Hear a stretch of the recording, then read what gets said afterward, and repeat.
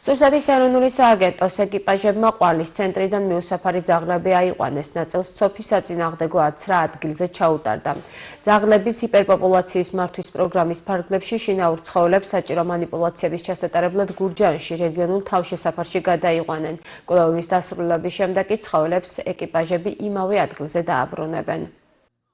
ჰიპერპოპულაციის პროგრამის ფარგლებში დღეს მიმდინარეობს ქალაქ ყვარელის ცენტრთან ახლოს მიუსაფარი ცხოველების ვაქცინაცია სოფის საწინააღმდეგო, იმ ცხოველებს, რომელსაც ესაჭიროება კასტრაცია, სტერილიზაცია, იმ ცხოველების გადაყვანა მოხდება გურჯაანის მუნიციპალურ თავშესაფარში, რის შემდგომაც ისევ დაუბრუნდება იმ ლოკაციებს და იმ მიმკედლებლებს, ვინც კონკრეტულად პატრონობს ამ ცხოველებს. მე ყოველთვის ქუჩის სახლს ვიყანდი ქველმოქმედების მიზნით, სახლში ყოველ წელიწადს მყავს ცხოველი, მაგრამ ამ ბოლო დროს, რადგან ძალიან ბევრი ქუჩაში გამოუშვეს ბინიდან, უფრო მეტი ძაღლები მყავს, 6, 7, ხან 9 ქუჩის ძაღლებს ვკვება უკვე რამდენიმე წელია, ალბათ 1-4 წელიწადია, რომ ესე ბევრი ძაღლები მყავს და რაც შეეხება იმას, რომ მოვიდნენ სოფში აცრან და გასასტერილებლად წაიყვანონ, ადგილზე მე მივესალმები ამ პროგრამას.